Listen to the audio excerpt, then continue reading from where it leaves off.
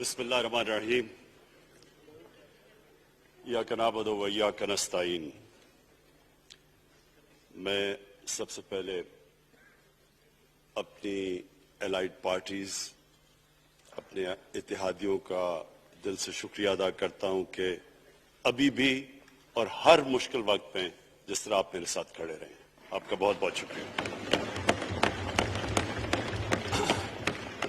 میں اپنے پارلیمنٹیرینز، اپنی ٹیم کا، میں آپ کا شکریہ ادا اس طرح کرتا ہوں کہ میں نے جو آپ کی کل شام کو جو آپ کے حالات دیکھے تو مجھے یہ احساس ہوا کہ آپ سب کو بڑے دل سے تکلیف تھی کہ جو ہمارا وہ سینٹ کا یہ ادھر حفیظ شیخ کے الیکشن میں جب ہارے ہیں، تو میں جو آپ سب کو دیکھا تو مجھے بڑا اچھا لگا۔ مجھے ایک ٹیم آپ میں نظر آئی اور انشاءاللہ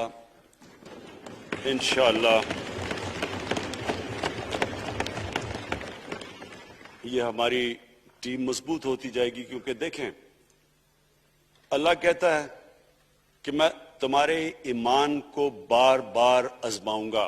اللہ قرآن شریف میں ہمیں کہتا ہے۔ وہ کیوں کہتا ہے؟ وہ آپ کے ایمان کو آزماتا ہے مضبوط کرنے کے لیے۔ جب آپ ایک مشکل وقت سے نکلتے ہیں آپ اور مضبوط ہو جاتے ہیں۔ اللہ نے ایک انسان کو ایک ایسا چیز، ایک ایسا اس کا جو سب سے بڑی جو اس کی مخلوق ہے، اشرف المخلوقات، اس کو جو اللہ نے بنایا ہے، اس کے اندر اس نے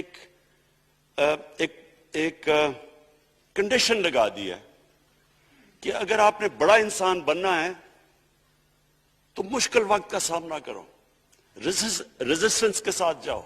جسم ہمارا یہ ہے، جسم کو ہم بھاری ویٹ اٹھاتے ہیں، جسم تکڑا ہو جاتا ہے۔ ذہن کو جتنا ہم آزمائیں گے اور آزمائشوں میں ڈالیں گے، سب سے بڑا جو پاور ہاؤس ہے وہ ہمارا ذہن ہے، وہ اور تکڑا ہو جاتا ہے، انسان تکڑا ہو جاتا ہے۔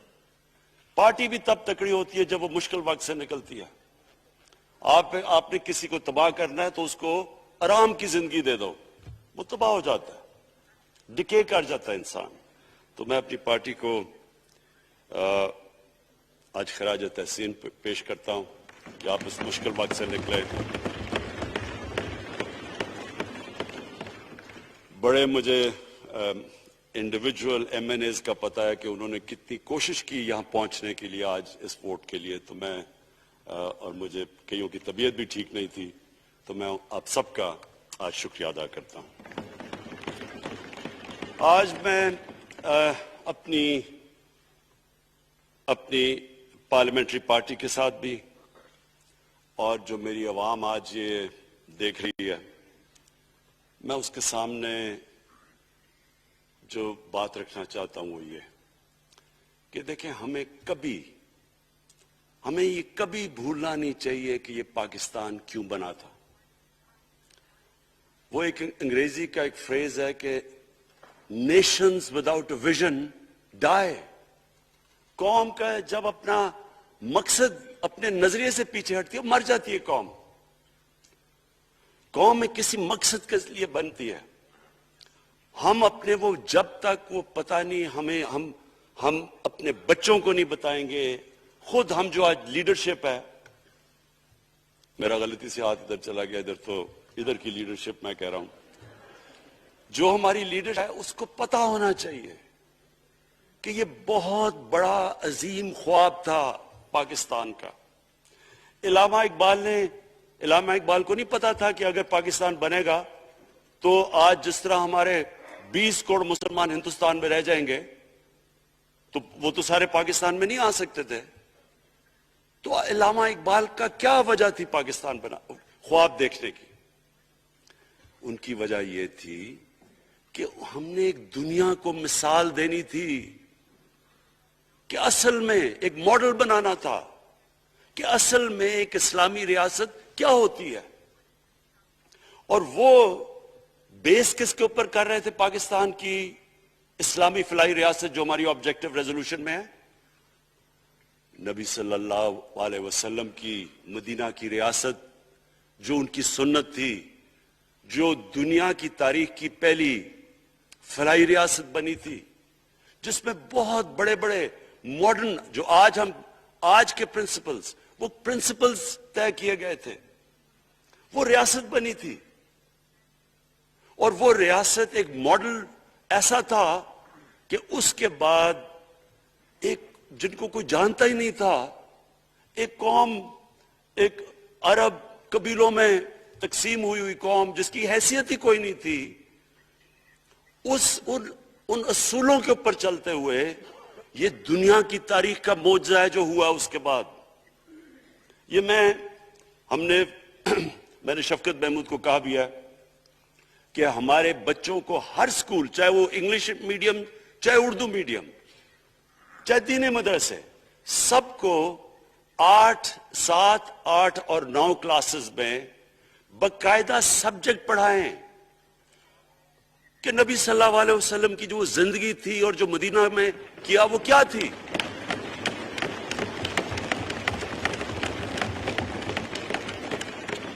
تاکہ ان کو پتہ چلے کہ اس ملک کا مقصد کیا تھا. بڑے لوگ جو پاکستان نہیں چاہتے تھے وہ کیا کہتے تھے؟ وہ کہتے تھے کہ پاکستان تو بن گیا تو آپ نے تباہ، جو مسلمان ہندوستان میں رہ گئے ان کو آپ نے سیکنڈ کلاس سٹیزن بنا کے چھوڑ دیا. آج بیچارے مسلمانوں سے کیا ہو رہا ہے وہاں؟ تو وہ لوگ کہتے ہیں کہ اگر پاکستان نہ بنتا تو مسلمانوں کی زیادہ طاقت ہونی تھی. ایک ہندوستان میں اس طرح مسلمانوں کا برا حال نہیں ہونا تھا جو آج ہے. یہ ایک آرگیومنٹ دی جاتی ہے. اور اگر ہم پاکستان کو جس مقصد کے لیے بنا تھا اگر ہم ادھر نہیں لے کے جائیں گے تو وہ ٹھیک کہہ رہے ہیں. یہ تو نہیں تھا کہ وہاں ٹاٹا برلا تھے جو اربوں پتی اور یہاں یہ شریف اور زرداری اربوں پتی بن جائیں. اس لیے تو نہیں پاکستان بنا تھا. یہ ایک بڑی ہمیں ری الائن کرنا چاہیے اپنے نظریے کی طرف. ہمیں اپنا رخ چینج کرنا چاہیے واپس کہ یہ بڑا عظیم خواب تھا پاکستان کا. اور وہ جو تاریخ تھی، وہ جو اصول انہوں نے سیٹ اپ کیے، جن لوگوں کی حیثیت ہی نہیں تھی، یہ تاریخ کا حصہ ہے کہ اس کے بعد انہوں نے دیکھتے دیکھتے 15، 20، 30 سالوں کے اندر دنیا کی امامت کی. صرف امامت ہی نہیں کی، وہ تو منگولیوں نے بھی دنیا بڑی جلدی سے فتح کر لی تھی. چنگیز خان نے بھی بڑی جلدی اس کی فوجوں نے فتح کر لی تھی. 100 سال کے بعد وہ ختم ہو گئے تھے. انہوں نے ایک دنیا کی عظیم سیویلائزیشن، جو ٹاپ سائنٹسٹ تھے، سارے دنیا کے ٹاپ سائنسدان، ایک عظیم کلچر. اور سب سے بڑی بات جو آج میں یہ کہنا چاہتا ہوں، انہوں نے ایک مورل سٹینڈرڈ سیٹ کی دنیا میں. جب مسلمان گئے انڈونیشیا اور ملیشیا، وہاں تو کوئی مسلمان کی فوج نہیں گئی، وہاں تو کوئی تلواروں سے نہیں فتح کیا.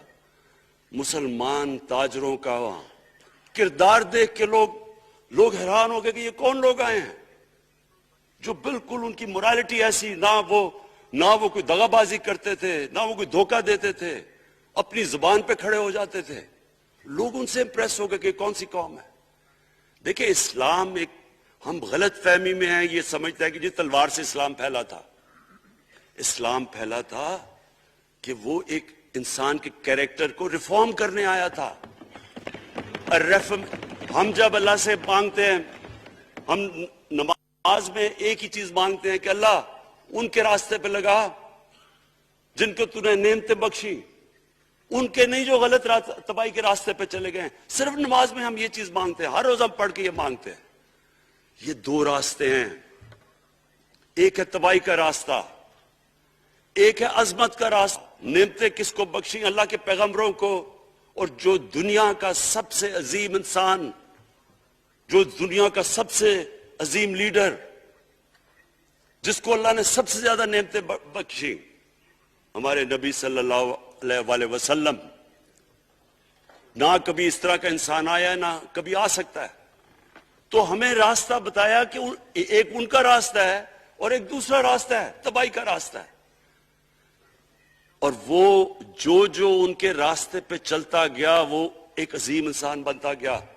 ایک کتاب ہے، میں اپنے لوگوں کو ریکمینڈ بھی کرتا ہوں، کہ دی عرب کانکویسٹ، وہ پڑھنے والی کتاب ہے.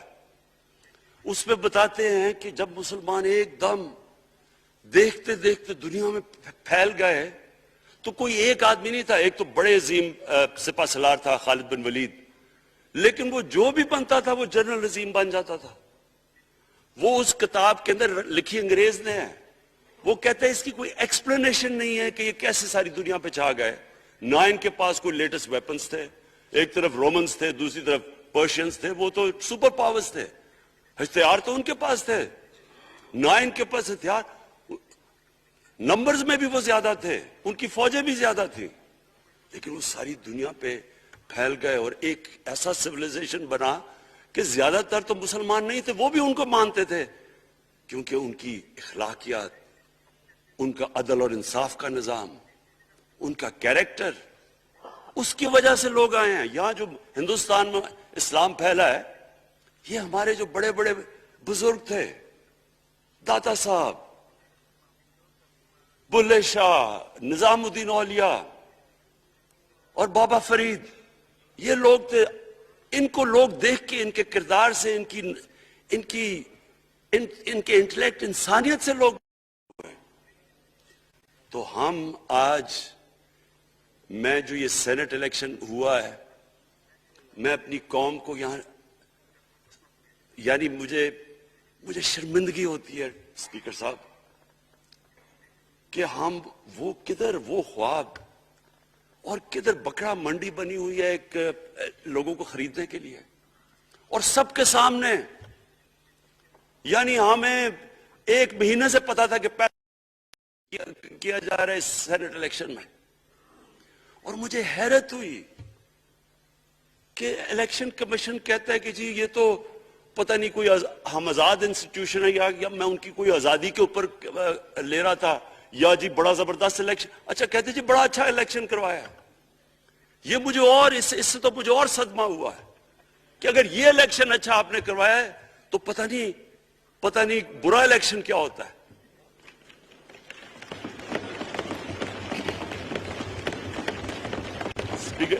اسپیکر صاحب یہ دیکھیں، مجھے یہ افسوس یہ ہوتا ہے کہ ہم ایک چیز سمجھتے نہیں ہیں.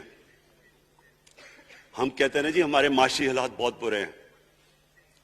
دیکھیں جی ہماری ڈیفیسٹ تھے، یہ ہمارے کرنٹ اکاؤنٹ، یہ جو بھی ہم کہتے ہیں، قرضے چڑھے ہوئے ہیں. یہ جو قرضے چڑھے ہوئے ہیں یہ ایک بیماری کے سمٹمز ہیں. بیماری کچھ اور ہے. اخلاقی طور پہ ہماری قوم کو تباہ کیا ہے، پھر معاشی تباہی آتی ہے. آج مجھے ایک ملک کا بتا دیں جس کی اخلاقیات اوپر ہو، جن کے مورل سٹینڈرڈز اوپر ہوں اور وہ غریب ہو. ایک ملک مجھے بتا دیں.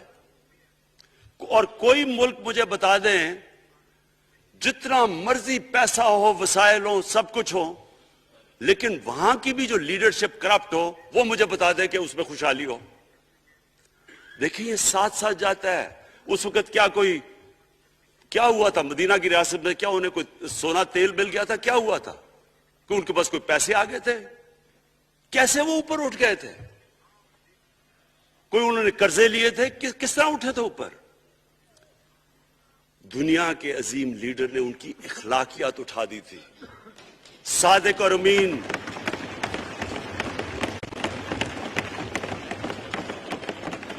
ایک قوم، انہوں نے ہمیں بتایا. ہمیں قرآن میں اللہ حکم کرتا ہے کہ ان کی سنت پہ چلو.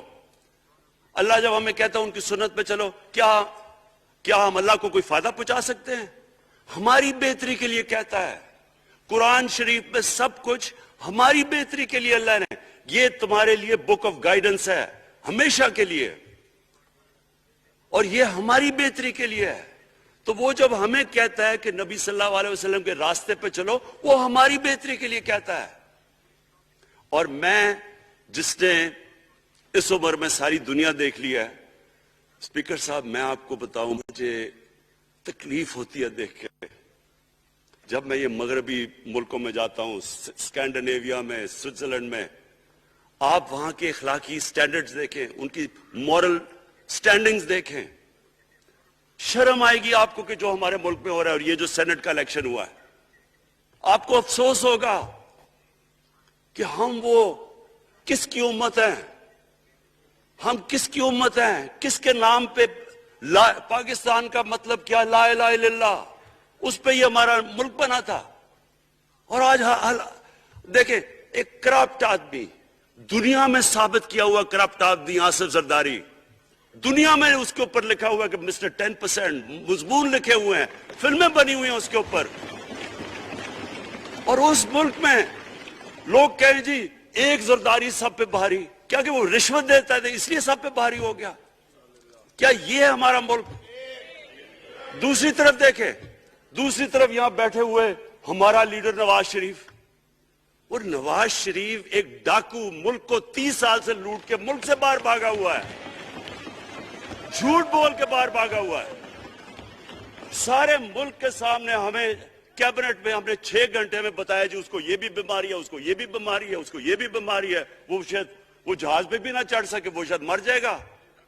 شیرین کے آنسو آ گئے کیبنٹ میں، اور شیرین کے آنسو آنے آسان کام نہیں ہے اسپیکر صاحب. تو ہم نے اس کو وہاں جیسے وہ جہاز پہ چڑھا، جیسے وہاں گیا وہ ایک دم بھی تبدیل، اور آج وہاں جا کے تقریریں کر رہا ہے، وہاں بیٹھ کے اسکیمیں کر رہا ہے، وہاں بیٹھ کے پلاننگ کر کے جی اسے اتنا پیسہ دو، ادھر پیسہ کھلاؤ.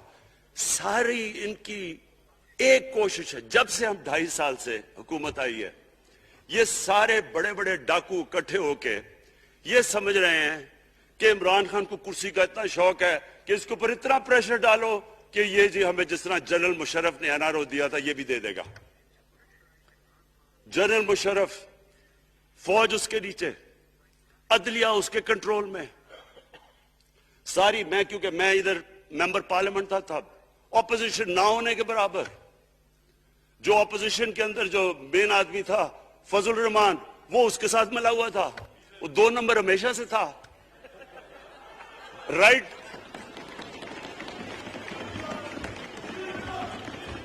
اور وہ آدمی جس کے پیچھے امریکہ ان کی جنگ لڑ رہا تھا، سب کچھ وہ ان کے پریشر میں آ کے ان دونوں کو این آر او دیا. اور اتنا بڑا اس ملک کے اوپر اس نے جرم کیا ہے. ان دونوں نے آ کے این آر او لے کے دونوں ہاتھوں سے ملک لوٹا. اس کے بعد دونوں نے اس ملک کے اوپر 4 گنا زیادہ قرضہ چڑھایا. اسپیکر صاحب 6,000 ارب سے ہمارا قرضہ جو ٹوٹل لائبلٹیز 30,000 ارب پہ پہنچا دی. آج ہمارے اوپر کیا مسئلہ ہے؟ ہمیں یہ قرضوں کی قسطیں دیتے ہوئے بیچارے لوگوں کے اوپر بوجھ ڈالنا پڑتا ہے. یہ جو مہنگائی ہے اس کے بعد میں بعد میں بات کرتا ہوں، لیکن پہلے یہ بات کمپلیٹ کر لوں کہ دیکھیں اسپیکر صاحب، میں یہ 2.5 سال سے تماشے دیکھ رہا ہوں. یہاں پہلے دن پرائم منسٹر بن کے پرائم منسٹر تقریر کرنے جا رہا ہے، کھڑے ہو کے تقریر نہیں کرنے دی. کیوں تقریر نہیں کرنے دی؟ کیونکہ ان کو پہلے دن سے ڈر تھا کہ یہ ہمارے جو کرپشن کے کیسز یہ معاف نہیں کرے گا. کرپشن کے کیسز ہم نے نہیں بنائے تھے اسپیکر صاحب، یہ سارے ان کے دور کے کیسز بنے ہوئے ان کے اوپر. آپس میں تو ان کا مکا تھا، اپنا نیب کا چیئرمین آپس میں مل کے کیسز ان کے بند کر رہا ہے. عدلیہ اس وقت کی عدلیہ وہ ان کے ہاتھ میں تھی، ان کو تو مسئلہ ہی کوئی نہیں تھا. وہاں $60 ملین آصف زرداری کا سوئٹزرلینڈ میں پڑا ہوا ہے. وہ جج کہہ رہا ہے کہ واپس لے کے آؤ. وہ یوسف رضا گیلانی جو یہاں سے سینیٹر بنا ہے، وہ پاکستان کا $60 ملین پڑا ہوا ہے سوئٹزرلینڈ میں. وہ جج کہہ رہا ہے کہ واپس لے کے آؤ. وہ کہتے نہیں جی میں نہیں خط لکھتا. بھئی آپ کے باپ کا پیسہ تھا، پاکستانی قوم کا پیسہ تھا. اس کے اوپر وہ ڈسکوالیفائی ہو جاتا ہے. وہ ایسے پھر ہے جس طرح نیلسن منڈیلا کہیں ڈسکوالیفائی ہو گیا. اسپیکر صاحب میں یہ چیزیں آپ کو اس لیے بتا رہا ہوں، میں تو ان کو 30 سال سے جانتا ہوں. دیکھیں جب تک ہم اس ملک میں اپنی اخلاقیات ٹھیک نہیں کریں گے، مورل سٹینڈرڈز ٹھیک نہیں کریں گے، جب اس طرح کے الیکشن ہوں گے کہ کھل کے پیسہ چل رہا ہے اور ہم کہیں گے نہیں جی وہ پٹواری کیوں پیسے لیتا ہے، تو وہ تھانے دار کیوں پیسے لیتا ہے، وہ سرکاری نوکر، وہ تو بیچارہ جو نچلا طبقہ ہے وہ تو واقعی جس طرح شیخ رشید نے کہا ہے مہنگائی جو بڑی ہے بیچارے لوگوں کی تنخواہ میں گزارا نہیں ہو رہا. ان کو ہم کہہ رہے ہیں کہ آپ بالکل ایماندار بنے. اور یہ جن کا اتنا ان کے پاس پیسہ ہے اسپیکر صاحب, میں آپ کو یقین سے کہتا ہوں ان کو خود نہیں پتا کہ ان کا کتنا پیسہ باہر پڑا ہے. اتنے 30 سال سے چوری کر رہے ہیں یہ پیسہ, اور 30 سال سے پیسہ چوری کر کے اب ان کی کوشش یہ ہے کہ عمران خان کے اوپر پریشر ڈالو سارے چور مل کے کہ جی کبھی ہم گورنمنٹ گرا دیں گے, کبھی ہم وہ نکلاتے ہیں وہ. آپ سوچیں فیٹف کے اوپر, اب فیٹف ہماری وجہ سے تو نہیں فیٹف پہ ہم گرے لسٹ میں آئے, یہ تو نون لیگ کے دور میں گرے لسٹ میں آئے ہیں. اب اگر فیٹف کی بلیک لسٹ میں پاکستان جاتا ہے تو یہاں سب کو پتا ہے کہ سینکشنز لگ جائیں گی. تو آگے مشکل سے ہم نے اکانومی کو سٹیبلائز کیا, مشکل سے. اگر بلیک لسٹ میں جاتا ہے تو اکانومی سیدھی نیچے. آج جو لوگوں کو مشکل پڑی ہوئی ہے, اور مشکل پڑی ہوئی ہے ہمارے لوگوں کو مہنگائی کی, اس کی وجہ یہ ہے کہ ہمارا روپیہ جو تھا تقریباً 107 روپے کا, آج 160 روپے کا. تو جب روپیہ گرتا ہے تو ساری چیزیں باہر سے مہنگی ہو جاتی ہیں, پٹرول, ڈیزل, بجلی. اب بجلی کی آدھی بجلی ان سے باقی ڈالر کانٹریکٹس کے اوپر بجلی کے کانٹریکٹ سائن کیے ہوئے ہیں, وہ سب کچھ باہر سے. دالیں مہنگی, جو چیز باہر سے امپورٹ کرتے ہیں, گھی مہنگا, ساری چیزیں مہنگی ہو جاتی ہیں. تو یہ سوچ لیں کہ اگر ہمارے اوپر سینکشنز لگ جائیں, اگر ہمارے اوپر فیٹف کی سینکشنز لگ جاتی تو یہ تو آپ تو سوچ ہی نہیں سکتے کہ یہ ملک میں کیا حال ہونا تھا. تو ہم اپنے ملک کے لیے فیٹف کی ریکوائرمنٹ پر لیجسلیشن کروا رہے ہیں, اور انہوں نے جناب اتنا بڑا وہ پکڑا, اتنا بڑا وہ لا دیا جی, اتنا بڑا جی, یہ 34 شکیں چینج کر دیں نیب میں. اب نیب کا فیٹف سے کیا تعلق ہے؟ انہوں نے سمجھا کہ اب عمران خان قابو آ گیا, اب تو یہ ڈر کے فیٹف کی بلیک لسٹ سے, اب تو جناب ہمیں یہ 34 شکیں سائن کر کے تو نیب کو ختم کر دے گا. مطلب یہ کہ صرف ان کی چوری کے کیسز ختم ہو جائے, بس 1 پوائنٹ ایجنڈا ان کا. اور میں نے آپ کو پہلے دن یہاں سے کہا تھا, پہلے دن یہاں کھڑے ہو کے میں نے کہا تھا کہ ان کا صرف 1 پوائنٹ ایجنڈا. میں ان کو جانتا ہوں, میں ان کو جانتا ہوں, جب یہ سارے اپوزیشن میں میرے ساتھ تھے. ان کا صرف ایک خوف ہے کہ یہ این آر او نہیں دے گا, لہٰذا اس کو اتنا بلیک میل کرو. اور اب فیٹف کے اوپر تو یہ پھنس گیا ہے, تو اب اس سے لے لو, اس سے کنسیشن لے لو تاکہ نیب ختم ہو جائے. اب سوچیں, کیا ان کو ملک کا فکر ہے؟ کیا ان کو نہیں پتا تھا کہ کیا ہونا ہے اگر فیٹف کی بلیک لسٹ پہ چلے جاتے ہیں؟ اس کے بعد انہوں نے جلسے کرنے کی کوشش کی, بڑا جی پبلک نکالیں گے ہم, مینار پاکستان کے اندر جلسہ. مینار پاکستان کا یہ جانتے نہیں. دیکھیں ان کے بھی آگئے ایک شہزادہ ایک شہزادی جنہوں نے زندگی میں کبھی کام کیا ہی نہیں ہے, نہ ان کو پتہ ہے کہ سٹرگل ہوتی کیا ہے. جناب مینار پاکستان خود ہی اخباروں کے اندر اپنے آپ کو پیسے خرچ کر کے, اخباروں میں ذرا نمایاں کر کے, جناب انہوں نے مینار پاکستان میں جلسہ کر لیا. اب میں تو جانتا ہوں مینار پاکستان, اور میں تو اپنے لاہور کو بھی جانتا ہوں, میں تو اپنے لاہور شہر کو بھی جانتا ہوں.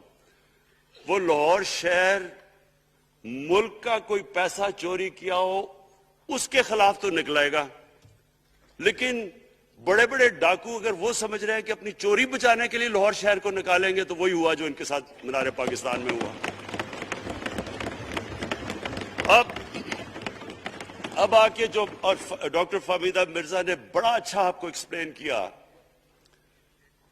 انہوں نے بتایا کہ یہ کیوں ضروری تھا اوپن بیلٹ. انہوں نے بتایا کہ الیکشن کمیشن کی تو ریکوائرمنٹ ہے کہ آنسٹ ہو, فری اور فیئر الیکشن ہو. تو انہوں نے 2008 میں چارٹر آف ڈیموکریسی میں کہا ہوا کہ جی اوپن بیلٹ ہونی چاہیے دونوں پارٹیز نے. اور اس کے بعد ایک دم وہاں سے دونوں سب ادھر سے بھاگ کے اور کہتے نہیں جی خفیہ بیلٹ ہونی چاہیے. میں نے تب کہہ دیا کہ خفیہ بیلٹ کا ایک مقصد تھا, سارے مل کے کوشش کریں گے کہ حفیظ شیخ کو ہرائیں, اور وہ جو آدمی جیتا ہے پاکستان کا کرپٹ ترین آدمی. میں ایک چیز آپ کو آج کہتا ہوں, یوسف رضا کے آپ صرف ایسٹس دیکھ لیں, پرائم منسٹر بننے سے پہلے تھے اور اس کے بعد کیا ایسٹس ہیں, بس ایک چیز دیکھ لیں, کوئی آپ کو کچھ کرنے کی ضرورت نہیں ہے. آپ کو پتا چلے گا انہوں نے اس نے کیا کیا اپنے زمانے میں. تو اس کو لا کے یہاں بٹھا کے تو جناب انہوں نے سارا پیسہ لگا کے, اور ہمیں سب پتا تھا کیا ہو رہا ہے, اور اس کو جا کے جناب انہوں نے ہروا دیا حفیظ شیخ کو. اب کیا پیغام گیا سارے ملک میں اس کا؟ میں نے کیوں یہ آج ووٹ آف کانفیڈنس لی ہے, اس کا کیا پیغام گیا دنیا میں؟ سارے لوگوں کے سامنے اوپن ہارس ٹریڈنگ, لوگوں کو راتوں کو کال کر رہے ہیں, یا میں تو خاص داد دینا چاہتا ہوں, میرے ممبرز بیٹھے ہیں, خواتین بیٹھی ہیں جن کو کالیں گئی ہیں رات کہ جی 2 کروڑ سے ریٹ شروع ہوگا, ہم اب آپ کو آگے پیسے دیں گے. ان کو ساروں کو پیسے آفر کر رہے ہیں. اور پھر اگر میں صرف الیکشن کمیشن کو ایک چیز کہنا چاہتا ہوں, آپ مہربانی کریں پاکستان کی ایجنسی سے صرف ایک سیکرٹ بریفنگ لیں, آپ ان کو اندازہ ہوگا کتنا پیسہ چلا اس الیکشن کے اندر, پتہ چلوائیں کیا ہوا اس الیکشن میں, تاکہ آپ اس طرح کی سٹیٹمنٹ نہ دیں کہ جی ہماری کوئی آزادی ختم کر رہی ہے. میں آپ کی آزادی ختم کر رہا ہوں یہ کہہ کے آپ کے کہ یہ جو الیکشن میں ہوا ہے. اسپیکر صاحب, میں آج اس اوکیزن کے اوپر, کیونکہ مجھے اس پہ کافی, میں 2.5 سال یہ بڑی چیزیں برداشت کرتا رہا ہوں, اور میں اس لیے صبر سے کرتا رہا ہوں کیونکہ ملک اتنا ہمارا مشکل میں ہے. جو ہمیں ٹائم ملا جب میری گورنمنٹ آئی, میں آپ کو یقین سے کہتا ہوں کہ ساری زندگی میری تو سٹرگل میں گزری.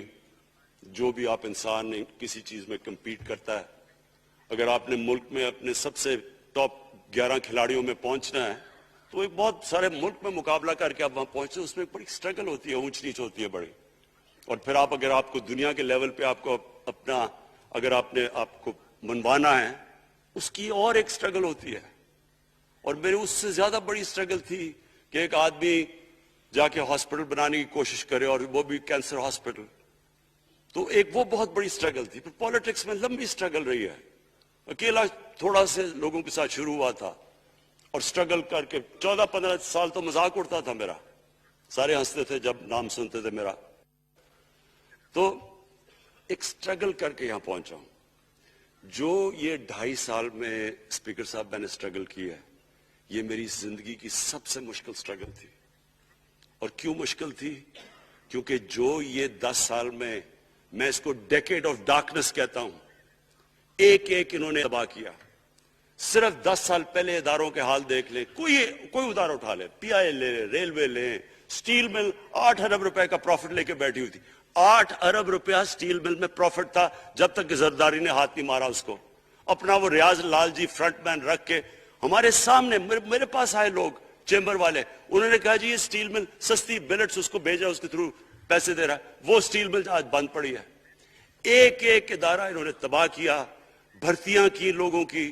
وہ ادارے اتنے بڑے بڑے ہو گئے ہیں کہ وہاں پینشنز ہی اتنی آ گئی ہے کہ کچھ بچتا ہی نہیں ہے سیلریز اور پینشن کے بعد کے ادارے کو ٹھیک کر سکے. ایک ایک ادارہ تباہ کیا. ملک کا سب سے بڑا جو کرنٹ اکاؤنٹ ڈیفیسٹ, جس کے اوپر سارا پریشر پڑتا ہے, اگر آپ کا کرنٹ اکاؤنٹ یعنی کہ ڈالر زیادہ ملک سے باہر جا رہے ہیں اور کم اندر آ رہے ہیں تو پریشر روپے پہ پڑتا ہے, وہ گر جاتا ہے. تو وہ میں آپ کو بتا, جب روپیہ گرتا ہے تو غربت پھیل جاتی ہے ملک میں. تو سب سے بڑا current account deficit, fiscal deficits جو کہ آپ کی آمدنی اور خرچے, وہ بڑا ڈیفیسٹ. سارے ادارے خسارے میں. پاور کانٹریکٹس جو انہوں نے سائن کیے اسپیکر صاحب, یہ عمر ایوب آپ کو بتائے گا, وہ یعنی ایسے لگ رہا تھا کہ کسی دشمن نے آ کے ایک ملک کو نقصان پہنچانے کے لیے پاور کانٹریکٹ سائن کیے. ان کے اندر وہی پاور پروجیکٹس آپ کہیں اور دیکھ لیں, کسی اور ملک میں, بلکہ اپنے ملک میں دیکھ لیں, اور وہ دیکھیں کہ انہوں نے کس پیسے بنائے, وہ کس پیسے پہ. گیس کا کانٹریکٹ سائن کیا ہم نے آ کے اسی ملک سے 30% کم پیسے پہ گیس کا کانٹریکٹ سائن کیا, ان کا ہی کانٹریکٹ چینج کیا. ساری گورنمنٹ جب اوپر سے پرائم منسٹر لگا ہوا پیسے بنانے, پرائم منسٹر ایک نوکری کر رہا ہے کس کے لیے, ایک دبئی کی کمپنی کے لیے. کبھی دنیا میں سنا ہے اس طرح؟ کبھی یہ مذاق سنا ہے جی کہ ملک کا پرائم منسٹر کسی دنیا کو دبئی کی کمپنی کے اندر نوکری کر رہا ہے. ادھر سے یہاں ڈیفنس منسٹر ان کا फॉरेन मिनिस्टर, वो दुबई की कंपनी से नौकरी कर रहा है, और वो एक इंटीरियर मिनिस्टर, वो कुछ सुना है संतरी बना हुआ था किसी सऊदी अरेबिया की कंपनी में, मुझे नहीं पता। कभी ये सुना है ये मुल्क से, किसी मुल्क से ऐसा मजाक हुआ है? ये सारे तरीके थे इस मुल्क से पैसा मनी लॉन्डर करके बजाना।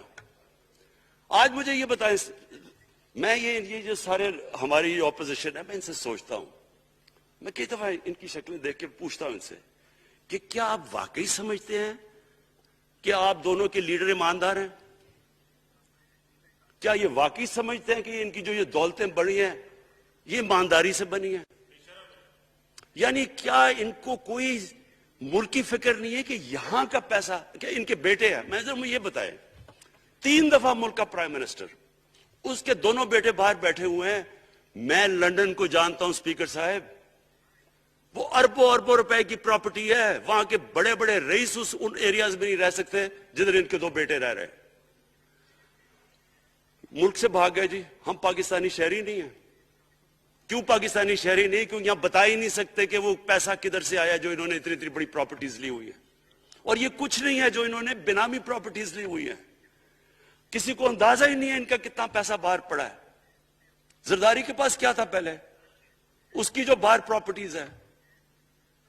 तो क्या इन लोगों को नहीं पता कि इस मुल्क का पैसा चोरी करके ये बाहर लेके जा रहे हैं और ये फिर भी उनकी सपोर्ट कर रहे हैं? और ये जो सेनेट का इलेक्शन, क्या इन्हें नहीं पता कि बड़ा जी अक्लमंद पॉलिटिशियन है जरदारी, लोगों को रिश्वत देकर उनको खरीद रहा है? सारी कौम के सामने ये हो रहा है। मैं ये सिर्फ आखिर में ये कहना चाहता हूं इस इशू को खत्म करते हुए कि देखिए स्पीकर साहब, कोई मुल्क आगे नहीं बढ़ सकता ऐसे। मैं अकेला इमरान खान को करप्शन करके करप्शन नहीं ठीक कर सकता। मैं अदलिया को, क्या केसेस तो अदलिया में है या नैब के अंदर है, मेरा तो उनके ऊपर कोई कंट्रोल नहीं है। मैं आज पाकिस्तान की अदलिया को और नैब को, जो आपको मेरी गवर्नमेंट से मदद चाहिए कन्विक्शंस करने के लिए, सारी चीजें एक तरफ, ये इस मुल्क का सबसे बड़ा मसला है। जब तक आप लोगों को सजा ही नहीं देंगे,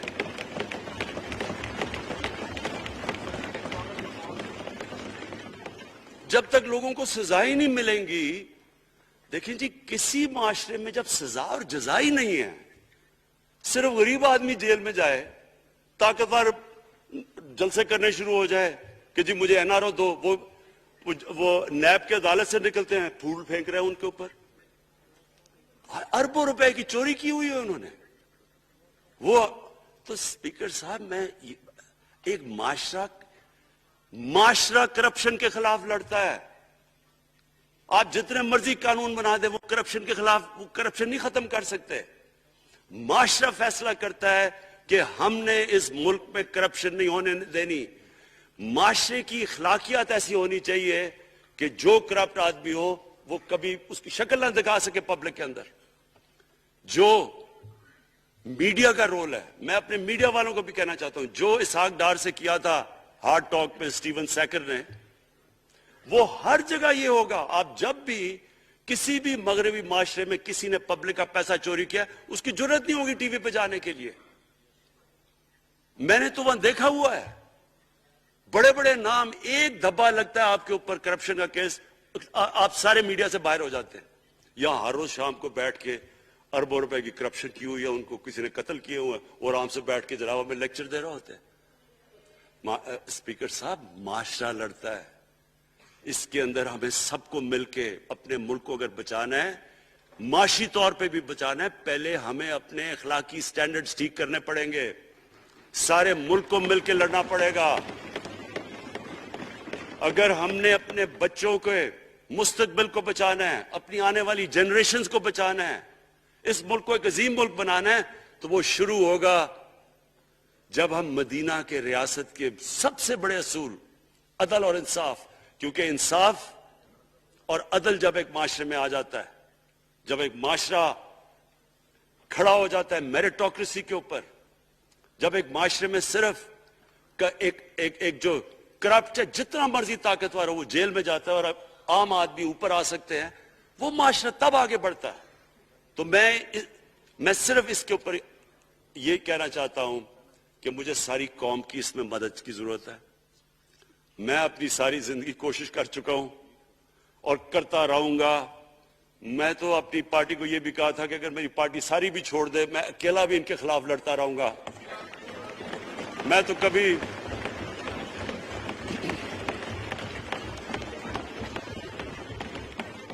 اسپیکر صاحب آخری گیند تک لڑنے والا کیپٹن تھا. آخری گیند تک لڑوں گا، وہ تو کبھی میں ہار مانوں گا نہیں.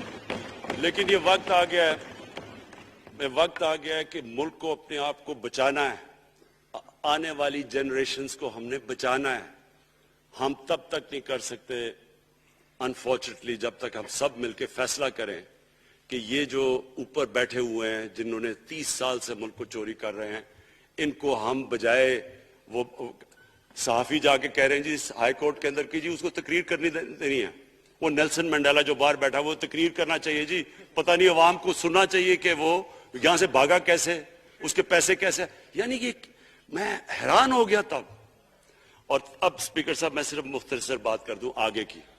دیکھیں پاکستان ایک مشکل وقت سے نکل کے اب ہم ایک سٹیبل اور آگے بڑھنے کے سٹیج پہ آ گئے. ہماری اللہ کا شکر ہے. جو سب سے مشکل چیز ہوتی ہے کرنٹ اکاؤنٹ، بڑی دیر 17 سال کے بعد 5 مہینے پاکستان کا جو کرنٹ اکاؤنٹ ہے وہ سرپلس میں چلا گیا. یعنی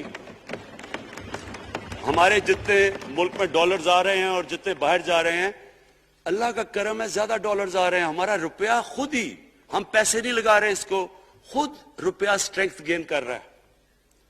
یہ بڑا امپورٹنٹ ٹائم ہے کہ اس وقت، اور یہ اس کے باوجود کہ اس ملک میں کرونا ہوا، ساری دنیا کی اکانومیز کرونا میں بری طرح متاثر ہوئی، اس کے باوجود اوپر والے کے کرم خاص طور پہ.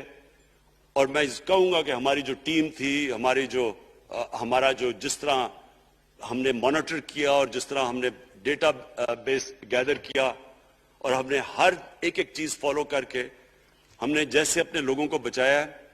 میں خاص طور پہ اپنی ٹیم یاسد عمر اور ہماری جو ٹیم تھی اپنے ڈاکٹر فیصل مین کو خاص طور پہ خراج تحسین پیش کرتا ہوں. تو اس مشکل وقت سے بھی آپ دنیا میں دیکھیں اور جس طرح پاکستان نکلا. اب دیکھیں آگے ہمارا چیلنج کیا ہے. ہمارا چیلنج یہ ہے کہ ہم اپنی جو ایکسپورٹس ہیں ان کو بڑھائیں، کیونکہ صرف گروتھ ایک ہی طرح ہوتی ہے، ایکسپورٹ لیڈ. اللہ کا شکر ہے کہ بیرون ملک پاکستانیوں نے ریکارڈ پیسہ پاکستان بھیجا ہے جو کہ ہمارے ملک میں آیا ہے ریمیٹنسز کے. اب ہم نے انویسٹمنٹ کے اوپر لگے ہوئے ہیں. اس وقت سب سے زیادہ کمپنیز رجسٹر ہوئی ہیں SECP میں. اس کا مطلب کہ نئی انویسٹمنٹ پاکستان میں آنے والی ہے. لوگ تیار ہو گئے انویسٹ کرنے کے لیے. ہمارا صرف مسئلہ اسپیکر صاحب ایک ہے بجلی کا. یہ بڑا مسئلہ ہے. کانٹریکٹ مہنگے سائن کیے ہوئے، جو کانٹریکٹ سائن کیے ہوئے ہیں جس پہ وہ بجلی پروڈیوس ہو رہی ہے، بدقسمتی سے وہ اگر بجلی کی قیمت بڑھاتے ہیں تو لوگ آگے اور مشکلوں میں پڑے ہوئے ہیں. بجلی کی وجہ سے سب چیزیں مہنگی ہو جاتی ہیں. نہیں بڑھاتے تو قرضے، وہ جو گردشی قرضے ہیں وہ بڑھتے جا رہے ہیں. ہمارا ایک یہ چیلنج ہے. اس کے اوپر صرف اپنی قوم کو بتانا چاہتا ہوں کہ باقاعدہ ہم ہر طریقہ سوچ رہے ہیں کہ ہم نے اس میں سے کیسے ہم نے اپنے لوگوں کے اوپر بوجھ کم کرنا ہے. ایک تو میں اپنی ٹیم کو یہ بھی کامیابی دیتا ہوں کہ بڑی دیر اور مشکلوں سے IPPs کے ساتھ ہم نے نئے کانٹریکٹ سائن کیا جس کے اندر بہت پاکستان کا پیسہ بھی بچے گا اور جو آگے جا کے قرضہ بڑھنا تھا وہ نہیں بڑھے گا.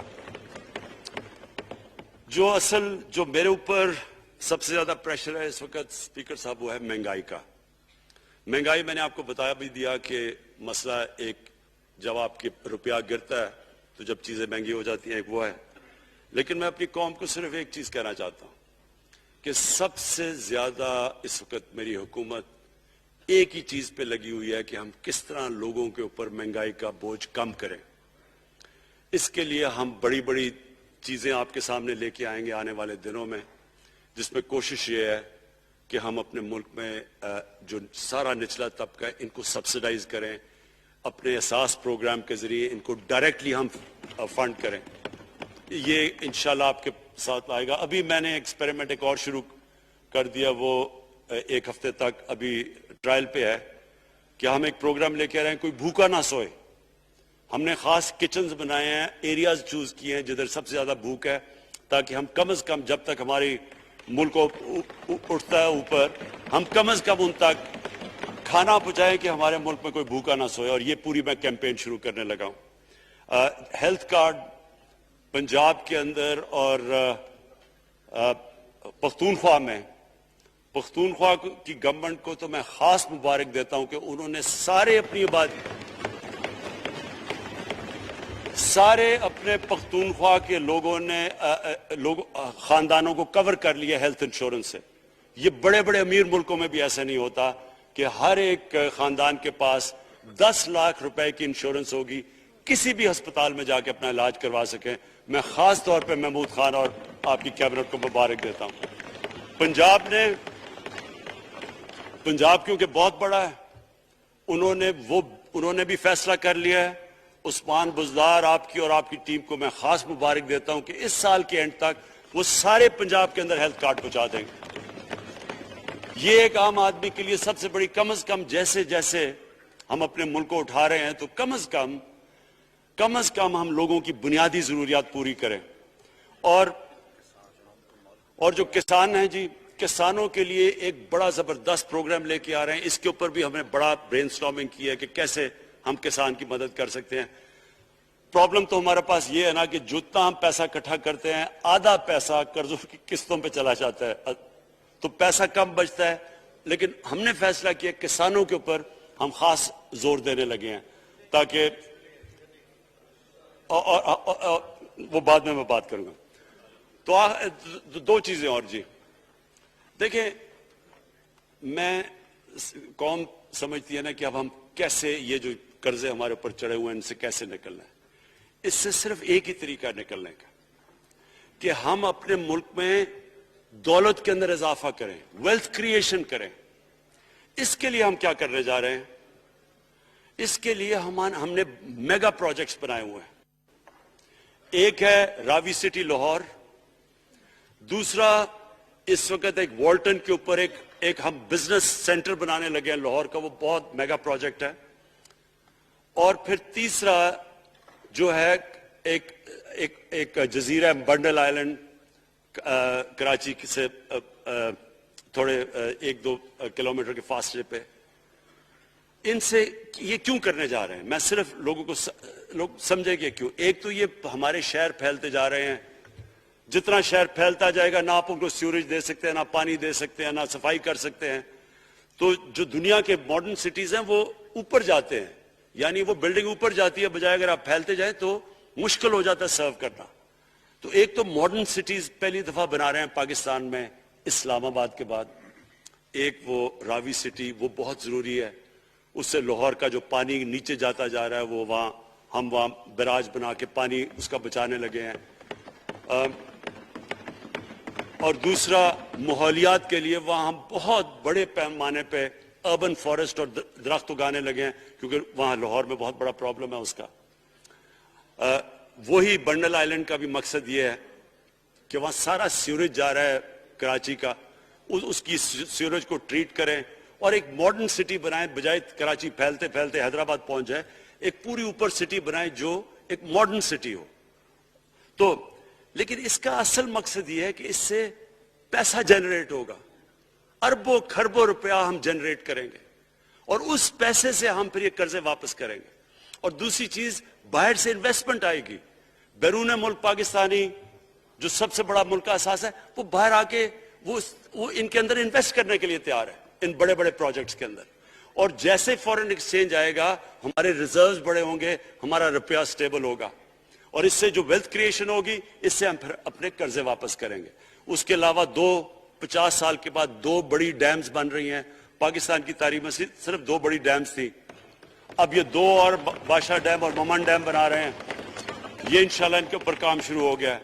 لیکن مجھے جو آخر میں بات کہنی ہے اسپیکر صاحب, وہ یہ کہ پاکستان کو آگے بڑھنے سے کوئی نہیں روک سکتا انشاءاللہ. ہمارا ملک ہمارے ملک میں کیونکہ میں شاید ہی لوگ اتنا اپنے ملک کو انہوں نے اس طرح دیکھا ہے جیسے میں نے سارا ملک پھرا ہوا ہوں. اللہ نے ہر قسم کی نعمت دی ہے. اس ملک میں جو پوٹینشل ہے شاید ہی کسی ملک میں ہے. اس کا جو لوکیشن ہے جیو اسٹریٹجک وہ بھی شاید ہی کسی ملک کے پاس ہے. 12 موسم اللہ نے دیے ہوئے ہیں یہاں اوپر سے لے کے نیچے تک کچھ بھی اگا سکتے ہیں. زرخیز زمین ہے جس کو ہم صحیح طرح استعمال نہیں کر پا رہے کیونکہ ہماری ساری پروڈکٹیوٹی بڑی کم ہے, ٹیکنیکس بڑی پرانی ہے. چائنا کے ساتھ مل کے اس طرف بھی ہم جا رہے ہیں کہ اپنی پروڈکٹیوٹی بڑھانے کے لیے. اس ملک کے اندر سب سے بڑی چیز ایک نوجوان آبادی ہے. اور آگے جو ایک جو جسے کہتے ہیں کہ اگلی جو ریولوشن 4th انڈسٹریل ریولوشن کے بعد یہ جو ٹیکنالوجی کی ریولوشن آ رہی ہے اس میں ہمارے پاس ایک ینگ آبادی ہے اور اس کے اوپر اب ہم پورا زور لگائیں گے اور انشاءاللہ یہ جو ہماری آبادی ہے یہی ایک ینگ آبادی پاکستان کو اٹھا دے گی اگر ہم ان کو صحیح معنی میں ٹیکنیکل ایجوکیشن دے دیں. جو میں الیکشن کمیشن کیونکہ بڑے ناراض ہو گئے تھے کہ میں نے کہا وہ الیکشن کے اوپر میرے کامنٹس تھے, میں ان کو یہ کہہ دوں کہ ہم نے یہ فیصلہ کیا ہے الیکٹرل ریفارمز کا. ہم اب ٹیکنالوجی کے اوپر وہ جو ای وی ایم مشینز ہیں الیکٹرانک مشینز لے کے آئیں گے.